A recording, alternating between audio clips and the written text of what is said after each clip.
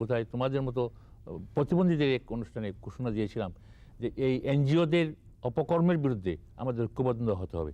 তোমরা হয়তো জানো যে এখন দেশে যে সমস্ত এনজিওগুলো কাজ করছে তাদের একটা সনদপত্র লাগে, একটা রেজিস্ট্রেশন লাগে। তো আমাদের এখানে এই সনদ বা রেজিস্ট্রেশন কাজ করবার যে অধিকার এটা 4-5টা সংস্থা দিয়ে থাকে। সমাজ কল্যাণ মন্ত্রণালয় থেকে কিছু দেওয়া হয়, সমবায় দপ্তর থেকে কিছু দেওয়া হয়, ব্যুরো অফ এনজিওস বলে একটা সংগঠন আছে ওখান থেকে দেওয়া হয়, জয়েন্ট স্টক কোম্পানি থেকে দেওয়া হয়, এবং সম্প্রতি কিছুদিন আগে বাংলাদেশ ব্যাংকের ম্যাক্রো ক্রেডিট সেকশন থেকেও ওদের নিবন্ধনকৃত করা হয়। আমার নাম হামিদা, আমি নয়াবাজার থেকে এসেছি শিশু প্রতিনিধি হিসাবে। আপনার কাছে আমার প্রশ্ন যে আমাদের মতন অনেক শিশুরা আছে যারা শ্রমজীবী কাজ করে, কিন্তু তারা ঠিক মতন তাদের মজুরি পায় না, উল্টা তাদের হাতে নির্যাতন হচ্ছে। এ নিয়ে কি আপনার সরকার কি পদক্ষেপ গ্রহণ করবে? কঠোর ব্যবস্থা নিতে দিচ্ছি আমরা।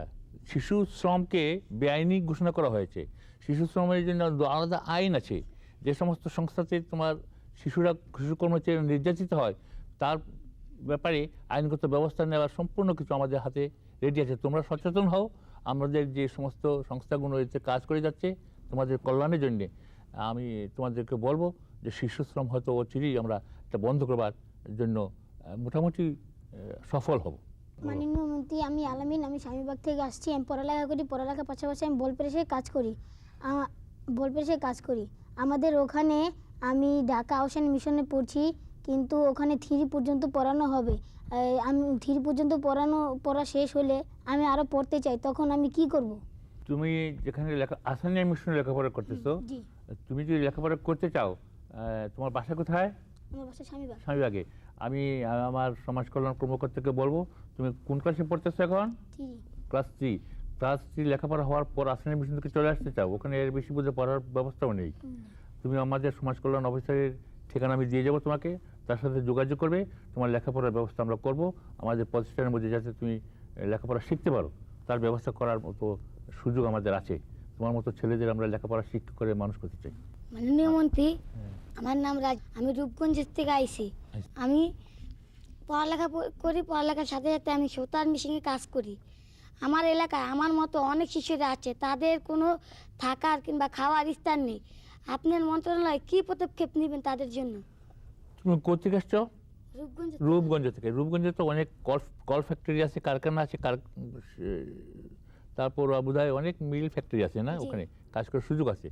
কিন্তু বড় তো যে সমস্ত জায়গাতে মিল কারখানা নাই সেখানকার শিশুরা কি করতেছে, তাদের কর্মসংস্থান নাই। তুমি অনেক কষ্ট করে লেখাপড়া করতেছো, সাথে সাথে কাজ করতেছো, তোমাকে অসংখ্য ধন্যবাদ। কিন্তু তোমার তো বেশি কাজ করার কথা ছিল না, কিন্তু নিশ্চয়ই তোমার অভাব অনটনের জন্য তুমি কাজ করতে বাধ্য হয়েছো। তো আমি তোমাদের আশ্বস্ত করতে চাই, এই সরকার যদি আমাদের প্ল্যান প্রোগ্রাম নিয়ে আমরা এগিয়ে পারি, আমরা কিন্তু তোমাদের মতো ছেলেদেরই আর কাজ করতে দেবো না। লেখাপড়ার পথ যারা অসহায়, তোমাদের লেখাপড়া করতে চাও, আমি যেভাবে বললাম মাঝিবাগের ছেলেটিকে, তোমার জন্য একই কথা প্রযোজ্য। আমি আমাদের যে আশ্রম শিবির আছে, ছেলেদের শিশু পরিবার আছে, ওখানে রেখে আমরা যদি তোমার মা বাবা রাজি হন তাহলে আমরা লেখাপড়ার দায়িত্ব নিব। এবং শেখ হাসিনার সরকার, বর্তমান সরকার, আমরা কিন্তু শিশুদের নিয়ে তাদের জীবনে প্রতিষ্ঠিত করার প্রত্যেকটি পদক্ষেপ বাস্তবায়িত তার জন্য কাজ করে যাচ্ছি। তো তোমার মতো যারা আছো, তোমার ওই এলাকার সবাইকে জানিয়ে তাদের খবর দিবা, যারা শিশু আশ্রমে শিশু পরিবার থেকে লেখাপড়া করতে চায় তাদের সম্পূর্ণ দায়ভার আমরা নিতে রাজি আছি। সরকার নিবে এবং তোমাদের লেখাপড়া শিক্ষা করে মানুষ করার জন্য চেষ্টা করবে। মাননীয় মন্ত্রী, আমি করবী রায়, আমি লালমিনহাট থেকে এসেছি, আমি একজন শিশু সাংবাদিক। মাননীয় মন্ত্রী, উত্তরবঙ্গের মূল সমস্যা হলো মঙ্গা। আর এই মঙ্গা পীড়িত এলাকায় অসংখ্য শিশু আছে যারা দুবেলা দুমুঠো ঠিকমতো খেতে পারে না। দেখা যায় যে তারা কোনোদিন তাদের ক্ষুধা নিবারের জন্য কোনোদিন হয়তো ভাতের মার বা আলু সিদ্ধ বা কোনোদিন না খেয়েই তাদের দিন কাটায়। এতে করে তারা বিভিন্ন ধরনের অপুষ্টিকর রোগে আক্রান্ত হয়। তাছাড়া তারা সেখানকার উত্তরাঞ্চলের মানে লালমনিরহাট জেলার যে শিশুরা আছে তারা বিভিন্ন ধরনের সুযোগ সুবিধা থেকে বঞ্চিত হচ্ছে। বাংলাদেশে বিভিন্নবার সরকার আসে, কিন্তু উত্তরাঞ্চলের কোনো পরিবর্তন হয় না, এরকম মঙ্গা থেকেই যাচ্ছে। এই বিষয়ে আপনার মন্ত্রণালয় থেকে আমি আশা করি যে একটু জরুরি এবং আশু সিদ্ধান্ত গ্রহণ না দরকার। এ ব্যাপারে আপনি কি বলতে পারেন? না, আমার তো একক দায়িত্ব না, ঠিক মঙ্গা পরিস্থিতির জন্য আমার সমাজ কল্যাণ মন্ত্রণালয়ের যেটুকু করার তার চেয়েও বেশি করে যাব আমরা। তবে তুমি জানো যে মঙ্গাটা একটা বিশেষ এলাকার জন্য, তোমাদের উত্তরবঙ্গের এই সমস্ত এলাকাতে মঙ্গাটা বিভিন্ন কারণে হয়। ওখানে হঠাৎ করে একটা সিজনে মানুষ কাজ করার কোনো সুযোগ সুবিধা পায় না, ধান ফসল নষ্ট হয়ে যায় ইত্যাদি কারণে মানুষ মঙ্গায় আক্রান্ত হয়। পরবর্তীতে তোমাদের মতো ছোট্ট মনিরা কষ্ট পায় বেশি। তো আমরা সমাজ কল্যাণ মন্ত্রণালয় থেকে একটা কার্যসূচি গ্রহণ করেছি, বিশেষ করে মঙ্গাপরিত এবং উপকূলবর্তী এলাকা যেখানে সিডর ফিডর আঘাত হানে, অভিভাবকরা ক্ষতিগ্রস্ত হওয়ার সাথে সাথে বাচ্চারাও অসুবিধা হয়। তো ওদের পুনর্বাসন এবং লেখাপড়ার জন্য আমরা একটা কার্যসূচি গ্রহণ করেছি। আমি অধীশ দাস, এসেছি সাতক্ষীরা থেকে। আমি একজন শিশু সাংবাদিক। আইলায় ক্ষতিগ্রস্ত সাতক্ষীরার শ্যামনগর আশাশুনি এলাকার শিশুরা শিক্ষা তো বটেই, এছাড়া অন্ন, বস্ত্র, বাসস্থান থেকে বঞ্চিত হচ্ছে। অস্বাস্থ্যকর পরিস্থিতিতে থাকার কারণে এখানকার শিশুরা অসুস্থ হয়ে পড়ছে। এই সমস্যার সমাধানের জন্য আপনার মন্ত্রণালয় কোনো উদ্যোগ গ্রহণ করবে কি? সিডর, আয়লা এগুলো কিন্তু আমাদের একটা প্রাকৃতিক উৎপাত। কখন কিভাবে আসে, কত লোক মারা যাবে সেটি বলা যাচ্ছে না। কিছুদিন আগে আয়লার আগে আরেকটা ঘূর্ণিঝড় এসেছিল, ভাগ্যক্রমে ওটা আমাদের উপকূল আঘাত না হেনে মায়ানমারের দিকে চলে যাওয়া আমাদের অনেক লোকক্ষয় থেকে আমরা রক্ষা পেয়েছি। তো তুমি যে কথা বললে, আয়লা ক্ষতিগ্রস্তদের জন্যে তোমাদের বিশেষ বা অভিভাবকদের অনেক ক্ষতিগ্রস্ত হয়েছে, অনেক মানুষ আজকে রাস্তাতে দাঁড়িয়েছে। তো তোমরা মতো শিশুরা তো আয়লা ক্ষতিগ্রস্ত হয়েছই। তো আমাদের ত্রাণ এবং দুর্যোগ ব্যবস্থাপনা মন্ত্রণালয় তোমাদের খাওয়া দাওয়ার ব্যবস্থা করতেছে, বিভিন্ন সংস্থাগুলো এগিয়ে আসতেছে। আমাদের মন্ত্রণালয় থেকে আমরা ওখানে বিশেষ করে দুর্গত মানুষ, প্রতিবন্ধী মানুষ, ছোট্টমণি যারা আছে তাদের জন্যে আমরা একটা বিশেষ কার্যসূচি গ্রহণ করেছি। আমাদের স্থানীয় কর্মকর্তা যারা আছে তাদের মাধ্যমে আমরা একটা সাহায্য তহবিল করে তাদের কী কী প্রয়োজন সেটা মেটাবার জন্য একটা কার্যসূচি গ্রহণ করেছি। এবং আশা করি যে এই প্রাকৃতিক দুর্যোগটা কখন যে আবার কীভাবে আসবে ভবিষ্যতে আমরা চেষ্টা করব। মাননীয় মন্ত্রী, আমি মণিমালা আক্তার, এসেছি রূপগঞ্জ থেকে। আমার প্রশ্ন, আমাদের এলাকায় ছোট ছোট ছেলেরা নেশা করে তাদের ভবিষ্যৎকে অন্ধ করে দিচ্ছে। তাদের ক্ষতিগ্রস্ততা তারা বুঝতে পারছে না, শরীরে কতটা ক্ষতিগ্রস্ত হচ্ছে। এই ব্যাপারে আপনার মন্ত্রণালয় কোনো ব্যবস্থা করতে পারবে কি?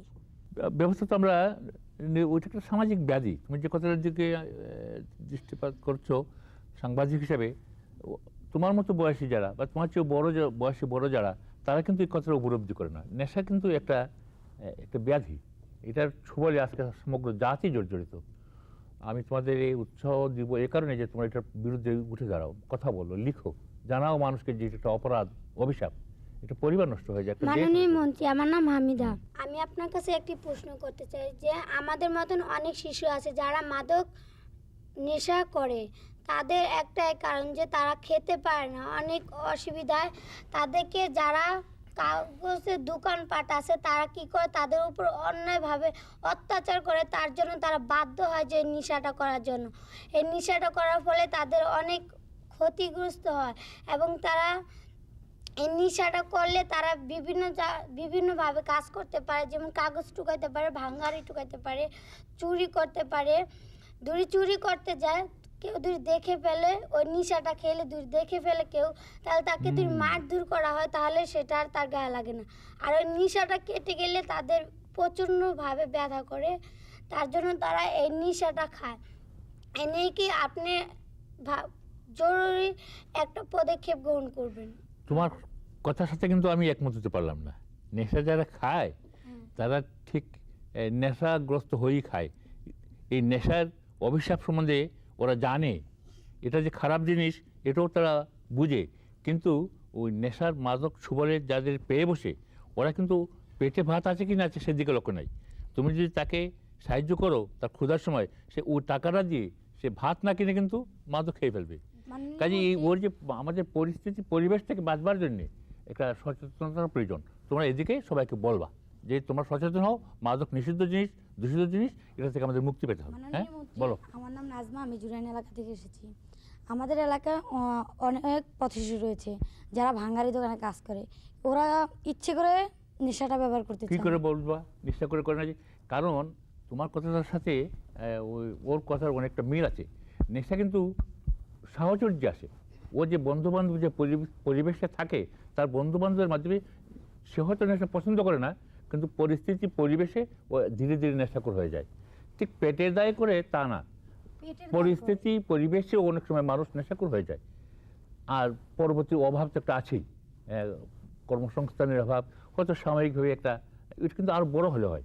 যারা ধরুন 18 বছর 20 বছর হয়ে গেছে, ওই সমস্ত যুবকদের মধ্যে একটা আসতে পারে যে কিছু পেলাম না, অনাহারে অনাগাথা থাকার চেয়ে মদকে হিরোইনকে অচেতন থাকাই ভালো। কিন্তু আসলে ছোট্টমণি যারা বয়স্ক, যাদের বয়স কম, ওরা কিন্তু পরিবেশে এবং শিক্ষার অভাবে না বুঝে ওটা করে থাকে। তোমরা সবাই এটার বিরুদ্ধে প্রতিবাদ করবা, তোমরা বুঝবা যে এটা জিনিস খারাপ জিনিস এবং কাজ করলেই করা যায় কিনা। আমরা যে জায়গাটা থাকি ওখানে কিছু বাচ্চা আছে, ওদেরকে জিজ্ঞেসি তোমরা নেশা কেন খাও? ওরা নেশা করে কিসের জন্য? ওরা ময়লা, ড্রেন, তারপর গাড়া, বিভিন্ন ডাস্টবিনে যেতে হয় ওদের, কাগজ আনতে, ভাঙ্গারে আনতে।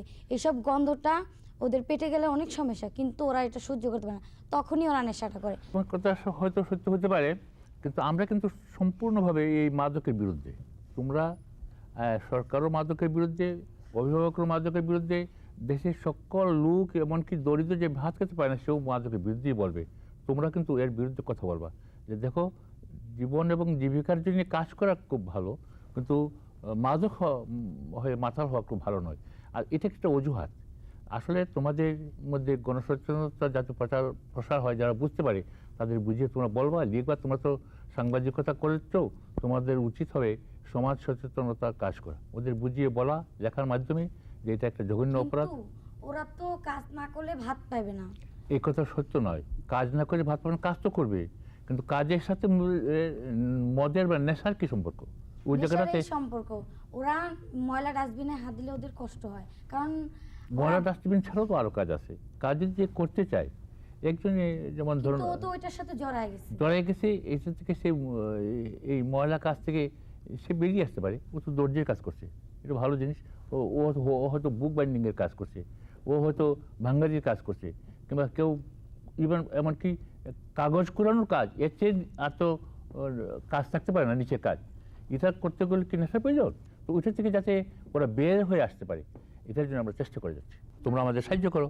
তারা তো দর্জি বা অন্যান্য ভালো কাজও করতে পারে, তাহলে এই যে ডাস্টবিনে যে ময়লাগুলো ফেলানো হয়, এই কাজগুলো কারা করবে? ওর কাজ করার লোক আছে, এটা পৌরসভা দেখবে। ডাস্টবিনে ময়লা করানো তো তার কাজ না, এটা তো পৌরসভার কাজ, ওটা তো আমাদের বড়দের কাজ, ওটা তো আমাদের সমাজের কাজ। ওটা হয়তো বদ্ধ হয়ে থাকতে পারে, কিন্তু তোমরা জানো পরিচ্ছন্ন কর্মী আছে পৌরসভার, পরিচ্ছন্ন যে হলুদ কাপড় লাগিয়ে ময়লা পরিষ্কার করে না, ওরা ওদের কাজ।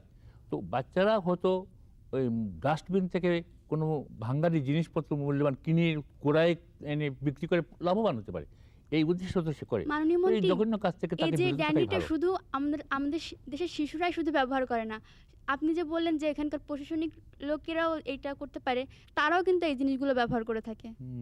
করবে তো, কারণ করবে ওই যে পরিস্থিতি, পরিবেশ এবং নেশার যে একটা ঝুঁক, এর থেকে মুক্তি পাওয়ার দায়। এই জন্যই আমরা এই মাদকের বিরুদ্ধে সচেতনতা বুঝিয়ে বলা, লেখনীর মাধ্যমে তোমরা কিন্তু মাদকের অভিশাপ সম্বন্ধে ওদের সুরাগ করো। আমরা তো সরকারিভাবে করছি, কিন্তু যে নেশাগ্রস্ত একবার হয়ে যায় তার কাছে আর কোনো কাণ্ডজ্ঞান করার হীন মানুষের মতো কাজ করে, শিশুরা তো না বুঝিয়ে করে। তো তোমরা যারা সাংবাদিকতার সাথে জড়িত, লেখনীর মাধ্যমে সমাজকে কিছু দেওয়ার স্বপ্ন দেখো, তোমরা কিন্তু মাদকের বিরুদ্ধে সোচ্চার হও। আর আমরা যারা সরকারের সাথে জড়িত আছি, আমরা তো তোমাদের এটার ব্যাপারে খুব সচেতন আছি, সচেষ্ট আছি, এবং মাদকের বিরুদ্ধে কাজ করার যতটুকু করার রাষ্ট্রীয়ভাবে আমরা করে যাব। আমরা তোমাদের সবার আমাদের যে ডাক্তাররা অনেক অ্যাডভার্টাইজে দেখায় যে মাদক করলে এটা ক্ষতি হয়, ওটা ক্ষতি হয়, কিন্তু আমাদের ওই ডাক্তাররাই মাদকটা ওই বাচ্চাদের কাছে বিক্রি করে। মাদকরা তো ডাক্তাররা না, তোমার অনেক চোরা কারবারিও আছে, সমাজের অনেক প্রতিষ্ঠিত ভদ্রলোকরাও আছে, অনেক জ্ঞানী লোকরাও আছে যারা মাদক বিক্রি করে, ওটা একটা ব্যবসা। তো এখন সামাজিক অবক্ষয় যখন আসে, যে নদী হারায় স্রোত চলিতে না পারে, সহস্র শৈবাল দাম বেদা সেতারে। আমাদের সমাজ ব্যবস্থা তেমন বিকৃত হয়ে গেছে, এই যে একটা ঘৃণ্য জগতে ওরা বিচরণ করে না, ওদের উদ্ধার করে আনা সকলের দায়িত্ব। তোমরা সবাই এর বিরুদ্ধে সোচ্চার হও, লেখনের মাধ্যমে হও, অভিভাবকদের বুঝিয়ে বলো, আর নিজেরা তো থাকবেই। আমার নাম লাকি, আমি মিরপুর থেকে এসেছি। আমি একজন পথশিশু ছিলাম। আমি যখন পথে ছিলাম তখন অনেক বাজে লোক আছে যারা অনেক বাজে বাজে কথা বলতো, তারপর পুলিশ আছে, পুলিশরা ধরে মারতো, মানে কোনো জায়গায় বসতে গেলেই তাদের মার খেতে হতো, বলতো এই জায়গায় বসিস কেন, তোদের মতো ফকিরদের কি এই জায়গায় বসার অধিকার আছে, এগুলো বলতো। এখন আমার প্রশ্ন যে এইসব দুষ্ট লোকেদের হাত থেকে আপনি পথশিশুদের কি করে রক্ষা করবেন? রক্ষা তো অবশ্যই করতে হবে। তুমি এখন কোথায় আছো? মিরপুরে কোথায় থাকো? পদক্ষেপ সেন্টারে, হ্যাঁ, পদক্ষেপ নামক একটা সেন্টারে। এখানে এখানে তোমার মতো পথশিশুরা আরও আছে না? হ্যাঁ আছে। কতজন আছে? 20 জন। হ্যাঁ, 20 জন আছে। তো যারা পথশিশু আসতে চায় ওদের তো একটা আশ্রয়ের ঠিকানা আছে। তুমি বলতেছো, তুমিও তো ওখান থেকে আসছো। তো আমি অনুরোধ করব যে আমরা তো করছি, অনেক সাহায্য সংস্থা, আমাদের অনেক বৈদেশিক সংস্থার বন্ধুবান্ধবরা আসছেন আমাদের সাথে, যারা সহমর্মিতা প্রকাশ করে, যারা আমাদের দুঃখ বেদনায় সাহায্যের জন্য এগিয়ে আসে। এই জাতীয় অনেক প্রতিষ্ঠান কিন্তু পথশিশুদের জন্য অনেক কিছু করার চেষ্টা করে। তো আমি অনুরোধ করব তোমরা যারা পথে বসবাস করতা সবাই ওখানে যাওয়া উচিত। রাস্তাঘাট তো নিরাপদ আশ্রয় নয়, তোমাদের জন্য তো আরও কষ্টদায়ক। কাজে পথে থাকে তোমাদের খুব বেশি লাভবান হওয়ার আশা নেই। ওখানে কেন্দ্রতে তোমাদের সবাইকে চলে যাওয়া উচিত। আমাদেরও কিন্তু শিশু পরিবারে ওই শিশুদের আমরা খুঁজে নিয়ে আসতে চাই। আমি মুরাদ, আমি একজন শিশু সাংবাদিক, মাদারীপুর থেকে এসেছি। মাননীয় মন্ত্রী, আপনার কাছে আমার প্রশ্ন, মাদারীপুর জেলায় একটি মাত্র শিশু পার্ক, সেটি অকেজ হয়ে রয়েছে। এই শিশু পার্কটি মেরামত করার কোনো পদক্ষেপ নেবেন কি? শিশু পার্কের দায়িত্ব তো পৌরসভা যারা আছেন, ওখানকার স্থানীয় সরকার তারাই করে থাকেন। আমি এটার ব্যাপারে ওখানকার পৌরসভার প্রশাসক বা প্রশাসনের সাথে যোগাযোগ করে এই শিশু পার্ক ওটা কি এখানে ঘরবাড়ি হয়ে গেছে না বাকি পরিত্যক্ত অবস্থায় আছে, কর্দমাক্ত হয়ে যায়? ভিতরে কোনো যন্ত্রপাতি নেই আর কি, শিশুদের বিনোদনের জন্য যে মানে এখন বেদখল হয় নাই তো? জি না, তোমরা জানো তো পার্কটা সব কিন্তু দখলকাররা ওই আগের জমানায় যে সমস্ত সরকারি লোকজনরা ছিল না, ওরাই সব দখল করে নিত। পার্ক, দিঘি, হাওর, বিল, বাজার ওদের কাছে কিন্তু সব দখল হয়ে যেত। তো আমরা চেষ্টা করছি তোমাদের খেলার ব্যবস্থা করার জন্য। ওখানে পার্কের ব্যাপার তুমি যে আমাকে বললা, ওটার জন্য আমি স্থানীয় সরকার ওখানকার